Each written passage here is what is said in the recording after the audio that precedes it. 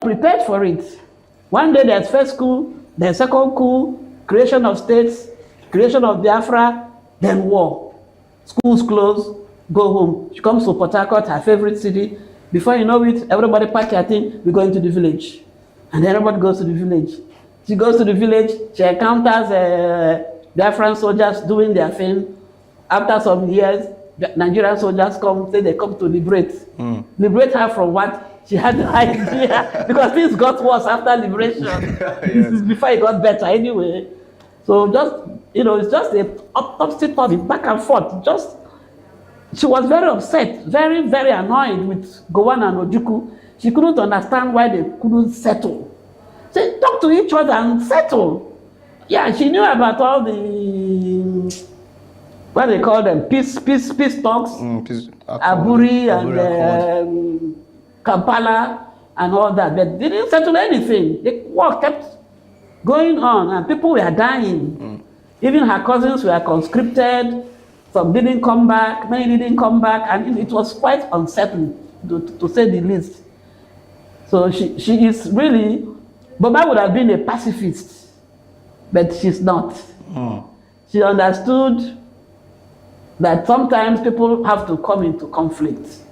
But it's not like it's a preaching, but the message I got, even after writing it, was that there are other ways to settle differences, not necessarily through war, because in a war, many innocent people get trampled. That is the main message. These people that have no idea what is going on, like the people in Iraq that she saw, because she started thinking about them. Oh my God, what happened to us is going to happen to them. They're going to have a fight, and they're going to kill them in the millions, and nobody will even ask about them or care about them. All they think about is who is winning the war. Is it Bush, or is it Saddam Hussein, or is it the Kuwaiti guy? I mean, it's like, hello, we are here. Talk to us. Why sorry to cut you? Why speaking? I recalled last year we had a mass kidnapping of students from St. Mary's Catholic School. Okay, in Niger State. In Niger State. Exactly. And then afterwards we learned that these students were later released. And the question that behoves us is, what would be the traumatic experience of these children? And how did they get to grow in a society where insecurity is now the bane of the society?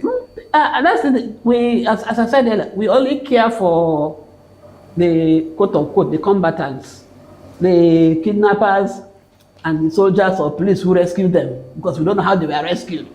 But there hasn't been any special effort to take care of the people that actually suffered the trauma. Oh, they give their uniform so that we are in new, like those when they came back from the first Boko Haram thing in Maiduguri. They wore them new clothes and maybe gave their parents money. But the kids themselves, I don't think there's been any effort. I may be wrong, I'm not in any ministry or connected to any government, to actually take care of those kids that went through the trauma of not knowing you're going to be alive tomorrow. That alone. When the bomb started falling in Biafra, when we were Biafra, you don't know whether it's going to fall on your house or you're going to fall on your neighbor's house. Your heart is, beating. I remember when we went back to school, when we see any of them flying by, your heart will say, oh my God, hope they won't drop anything on us. Or as my friends will say, I remember the day they came to Buguma, where I was, the first boom we heard, one of the soldiers said, don't worry, unkind, it's our own. I said, okay. And then they said that I said, no, this one, no. This is not your own, this is not your own, not your own. So that constant fear. Those kids, if they're not treated properly, they will be traumatized. They are already traumatized anyway. Somebody needs to take care of them. They need counselors to talk to them, to make them realize it was a one-off thing, it doesn't affect their lives. Otherwise, they will still be looking backwards when they are walking around. Yeah. I hear some refuse to go back to school, and I don't blame them. So it's that kind of high tension when you don't know what tomorrow is going to bring. Before you put one foot forward, you are scared. What if I step on a bomb? Or stupid things like that. And it's very traumatic. And it's difficult to erase. trained experts like in psychology or counseling may be able to talk you out of it. But like most things in Nigeria, also they bring them out, parents come and collect them, they give them some money, and that's it. That's it. No, tomorrow they go to another place and continue the mail. do the same thing. And I hear today Castina, is it Castina? Yes. Release bandits. The whole bunch of bandits say, oh, somebody was arguing that they forgave Niger Delta militants. So why can't they forgive them? It's okay, so why they keep kidnapping people and you keep forgiving them? No problem. It's so annoying, very, very annoying. All right, ma'am, thank you. I've been in the studio with Dr. Mrs. Briggs. We'll go on a short break, and when we return, we'll continue with the rest of the show. Do stay tuned. From the lines across the ocean to the land beyond the mountains, through the Sahara, we bring all sport news, live analysis, expert discussions on trending stories in politics, business, socio-economy, sports, and documentaries. So catch all the updates on the happenings around the globe. Stay focused on the fact today, only on ATN. Welcome back and thank you for staying with us. This is ATN Bookworld, and with me in the studio is Dr. Mrs. Comfort Briggs. And we'd love to continue with the rest of our questions as we delve into a very interesting book. Right before the break, we were talking on, she was referring to the traumatic experiences that war leaves on citizens. And I would love to that same line to ask, Ma'am, do you think Nigeria has recovered from the scars of the Biafran War? I don't think so. Okay. I think we still have remnants. Because I said many people's lives were turned upside down and have traveled to present day Anambra, Enugu, Imo, and Abia states to know that some places have not recovered. And then even in our own Niger Delta area, there are families that never fully recovered from the events of the war. There are families that lost their breadwinners and somehow they never made it. And even sometimes I wonder if my father had been killed like he almost was, what would have happened to us, his children, and now grandchildren, great-grandchildren, how we would have coped. But there are families that such things did happen to them and they've never fully recovered, years and years after the war. Because the war was a civil war, that is brother fighting brother. It was more brutal than, say, Nigeria sends troops to Tanzania to go and fight and then they come back. Even then, the families of the soldiers who either died or were injured go through a lot of pain that people never know. So I don't think we've completely recovered. I don't want to talk about the politics, so, because Boma here doesn't know anything about politics.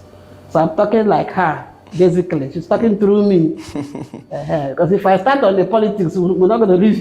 It has to be a different program altogether. Okay, talking about politics, some ethnic groups currently still feel marginalized. That's what I was saying. Some of them still do, and I'm not in a position to say if they are or are not. But I know my people still feel marginalized, even though we have our own state, so to speak. Some of them still feel that's not something is not right, 100% right. And as for my in-laws, my husband is from Enugu State. So interesting. Yes, so my in-laws, some of them still feel that they will not be given their own share of the Nigerian cake, the national cake. And that's one thing that let me not go into politics. Here, we are all happy, struggling for sharing of the cake. Nobody thinks about baking the cake. So all we think about is my own share, I'm not getting my own share. Nobody is saying, I'm not contributing. I'm not bringing the flour or the butter or the milk or the fire or the pan even the pan, or even the spatula to flip the cake. No, all we want to think about is taking. So most everybody feels marginalized. And in their own case, sometimes I have empathy with them. Being my in-laws, I guess that's why. Like, that's okay. I grew up with them. So I still think, look at the whole P2B phenomenon. If P2B were not an Igbo man, he would have won that election. I mean, we all know it. Let's not hide it. But and I hear people who are swearing that they can never allow an Igbo man to become president because they betrayed the country and wanted to secede. Yeah. So it's like a perpetual punishment on the third and fourth and fifth generation, which I think is unfair. I alluded a little bit of it because at the beginning, when these people started coming back from the north, Boma was in deep sympathy with them because she saw what happened. She was, I mean, even though she was in school, she saw what the war was doing to her friends, kids at that time. And she know the suffering they are going through. It was one particular girl, something DK, I can still see her in my eyes, that was pulled out of school to go and marry a man old enough to be her grandfather, so he can take care of her parents. He said he will settle them, find them a place things to do if they will give him their daughter to marry. And they pulled out of school. Ngozi, I still remember that young girl. She was younger than me, for heaven's sake. Maybe 12, 13. They pulled her out to marry this. Not even think about it. Just because of the war. And there are so many incidences like that where people paid heavily for what happened, and it's difficult to completely forget. Difficult to forget. I didn't lose anybody, any of my immediate relatives. No brother, they're all too young anyway. I nearly lost my father, and I nearly lost my uncle. So it's not something you forget. I'm old enough to forget, or so they say. It's been almost 50 years or more when these things happened. But I still recollect them. And the whole idea of feeling marginalized, I think there is marginalization in Nigeria. Whether we admit it or not, there is marginalization. Okay, having pointed that out, we tend to see politicians steering the wheel of the nation in terms of governance and decision making. But I want to ask you, as a writer, what's the role of writers in our society? I think our role, if I consider myself a writer, it's my first fiction. Okay. Our role is to write stories to remind people what has happened and what is happening. In that case, the journalist comes into play because he can tell what is happening. Okay. The author, the storyteller, tells what just happened. So I think they go hand in hand. That's why I see journalists. I have my first degree in journalism. Oh, interesting. And when I see journalists mistelling, like I use the word, a story that we all see happening, it pains me. It's like, why is he not saying the truth? It may not be the truth, but why is he not asking this type of question? A politician who has just been accused of one crime or the other, you interview him, then instead of asking him right away, you just so you're pardon the question, just go around him, sir, and what do you think happened? And you think, his enemies did this to him, his enemies did that to him. Why come my enemies are not doing that to me? We are too nice. Our journalists are too nice. Our historians are sometimes too nice. And I think that has to do with our background. Okay. I'm not going into sociology, which I'm not an expert. Okay. Most of us were brought up to respect authority, no matter what. A chief is a chief, is a chief, is a chief. I even have a proverb that says, and I'm going to be very, very raw there, people forgive me. The poo-poo a chief delivers never smells. No. We have a saying like that. Because it's a chief, so his own doesn't smell. Yes. So we are brought up to revere chiefs, to respect them, not to question them. So when we see our politicians, our leaders as our chiefs, we give them the same obedience, the same respect. So whatever they do, even if it is wrong, well, he may have a reason for doing it that way. Maybe this, maybe that.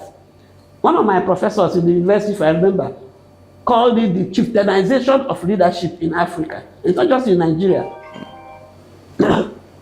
Anybody who came from that kind of society where we revere elders, nothing wrong with that. That's how we are brought up. Yeah. It's very difficult to question somebody that you put up there. I remember a friend of mine was going to advise another politician to run for office, for local government council chairman or something, chairman. The guy who was there is a much older guy. This guy is younger. And he had a difficult problem saying, this man doesn't know what he's doing. It's like it's insulting him.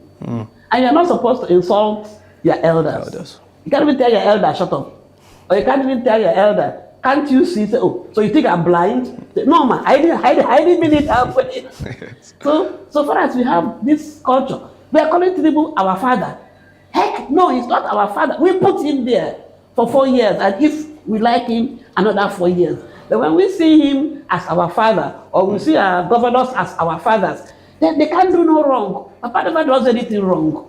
We can't question him. So he can come there, and we all want to be in his good books. You know, obey. Whatever he says, yes, sir, yes, sir, yes, sir. We're not going anywhere. Let me pick your line. Chinua Achebe once pointed out, he wrote a book entitled The Problem with Nigeria. Now, from your perspective and as an author, what do you've mentioned some, but I want to ask, what do you think is the central problem, or could be alleged to be the central problem of our society? Whoa. That's an area I'm not qualified to speak. Okay. If you tell me in governance, I can say a little bit about governance. That's my area of political science. To put it mildly, there is no, apart from this obsession with obeying and not criticizing whoever the leader is. People do not pay for the wrongs that they do. Okay. No, somebody steals. He lets go. They let him go. They put him in jail 2-3 years. He's out. He's out. Back to, look at what happened to Ibori when he came back from the UK. He's an admitted criminal. He pleaded guilty and was jailed. He came back. You will think Jesus just came. Ojukwu came back. It was, oh my goodness gracious. But if he was tried and been tried for treason, he wanted to overthrow the government. That's treasonable felony. Same thing with Nnamdi Kanu. It's treasonable felony, whether we agree with what he's doing or not. But people do not suffer for their consequences. Very quote unquote big men. So the bandits in Castina, they've released them. They will go and do more banditry. Those watching them will say, okay, me too. So how do you rule a country where you do not, where bad becomes good over the years? And then you being the quote-unquote oga can do no wrong. That's what I say as the problem. People don't get punished for their crime. or even those who do good, unless you know somebody who knows somebody.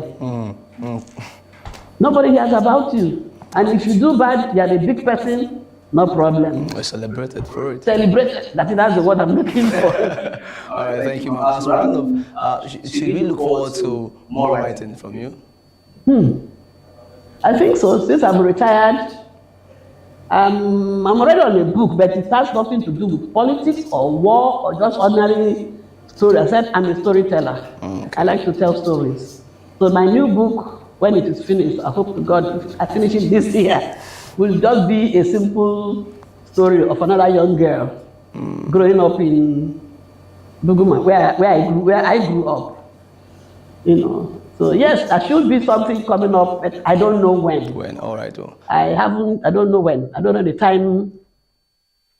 When I talk to my publisher, maybe she will give me you must finish by October. I say yes, sir. I mean yes, ma. And then I finish, and then we start the editing process. All right, so finally, what would be your advice to budding authors out there, young aspiring authors? Oh, keep telling your stories. Even if you don't get the money to publish it, because publishing in Nigeria is very expensive. That's another thing. I know many people who have stories to tell, have written them down, but when they realize how much it will cost, I know how much it cost me to get this thing on paper. We don't have publishing houses that will take the book, let it go, and whatever they sell, they give you a royalty or whatever they call it. No, you have to do everything by yourself. That's one thing that is pushing them back. But even with that, keep telling your stories, keep writing, and don't repeat what others have done. Write from your own perspective, because it's going to be quite different. You are a unique individual. God created you to be you. So go ahead, tell your stories, join book clubs. There are a few of them in Port Harcourt here. And tell your story. Tell your story. Don't let anybody stop you from telling your story.